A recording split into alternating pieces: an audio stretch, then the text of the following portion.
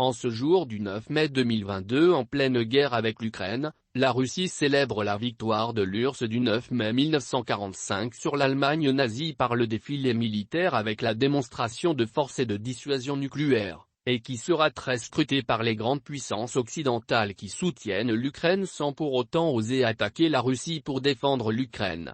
En ce même jour du 9 mai 2022, nous, Togolais et Togolaises, nous devrons nous souvenir de ce qui s'est passé au Togo britannique le 9 mai 1956 avec le rattachement d'une partie de notre territoire à la Côte de l'Or par le biais d'un référendum.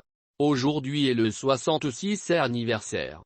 Patriote pour la cause et les intérêts de notre pays, je partage la douleur et la souffrance de mes frères et sœurs qui à partir de cette date, sont devenus des citoyens ghanéens contre leur gré mais réclamant encore aujourd'hui sans violence l'indépendance de leur territoire car dans leur âme et esprit, ils se sentent plutôt togolais et non ghanéens. Pour nous, le 9 mai est une date pleine de tristesse et de douleur à ne jamais oublier. Mais, un jour, cette tristesse et douleur prendront fin si c'est la volonté de Dieu, et ils redeviendront togolais. Cette terre ne sera plus aussi une terre ghanéenne mais une terre togolaise. Ils se sentiront à la maison, parmi nous au Togo.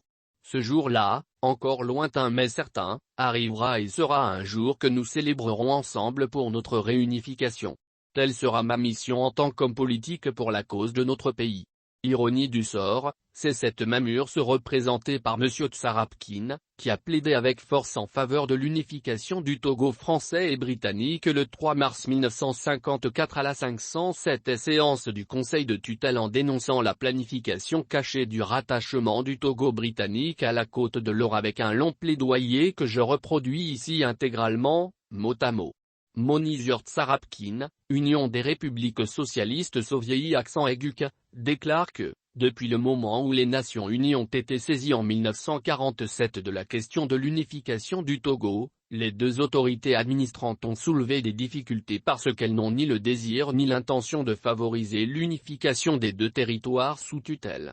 Néanmoins, les demandes de la vaste majorité de la population autochtone sont devenues si pressantes que, malgré l'opposition des puissances coloniales, le Conseil de tutelle a reconnu dans sa résolution 14I, que la majorité des habitants du Togo et le peuple Ewe étaient partisans de l'unification.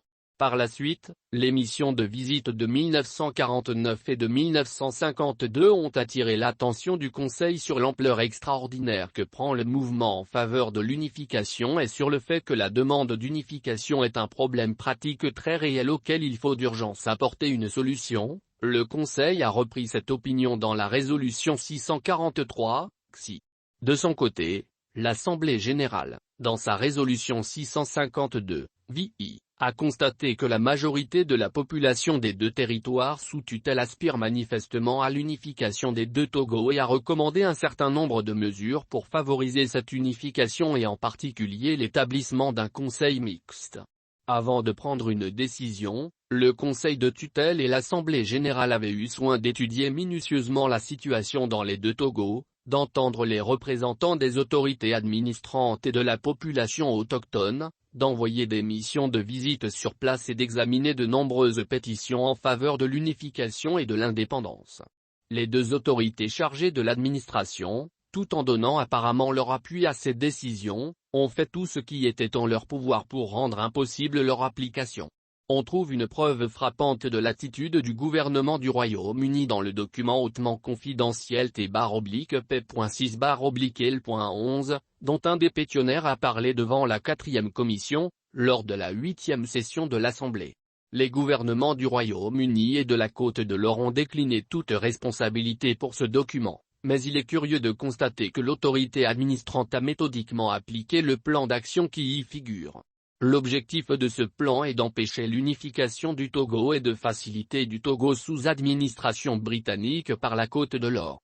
Il prévoit une série de mesures destinées à préparer l'opinion publique dans le territoire sous tutelle et à induire en erreur l'Organisation des Nations Unies en ce qui concerne les aspirations de la population. Le Conseil de tutelle doit être soumis à un feu roulant de pétitions, et des représentants convenablement choisis du Convention Peuple Parti doivent ensuite se présenter devant le Conseil.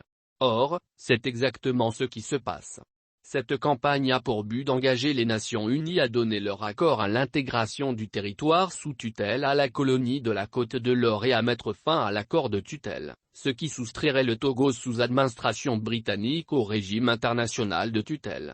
Un processus analogue se déroule au Togo sous administration française, où le gouvernement français fait tous ses efforts pour intégrer le territoire sous tutelle à l'Union française.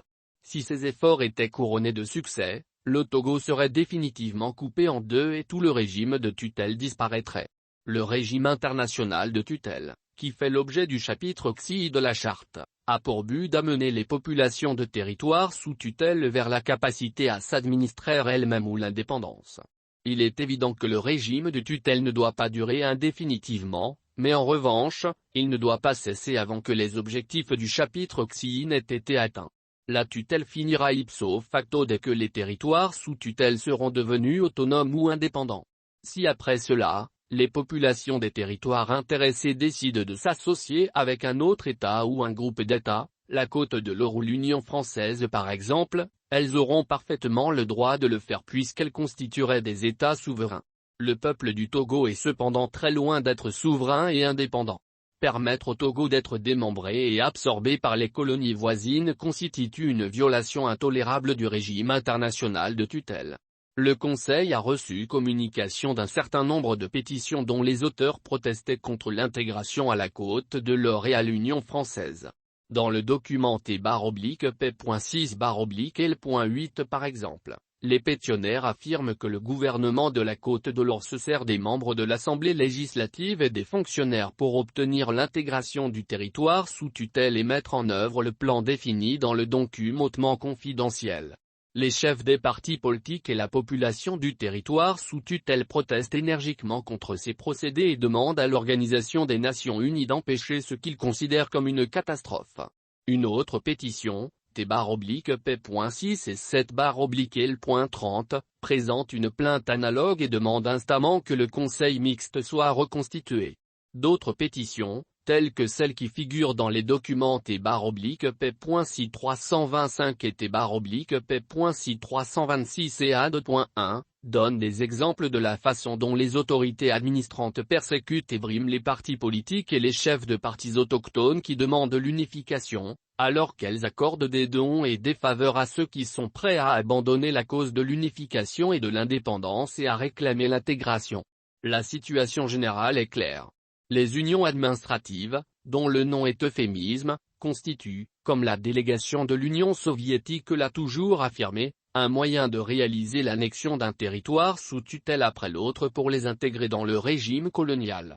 Ainsi, tout le régime de tutelle disparaîtra peu à peu. Les gouvernements de la France et du Royaume-Uni n'ont absolument pas mis en œuvre les résolutions 750A, VI, et 750B, VI, que l'Assemblée générale a adoptées en ce qui concerne la question de l'unification du Togo.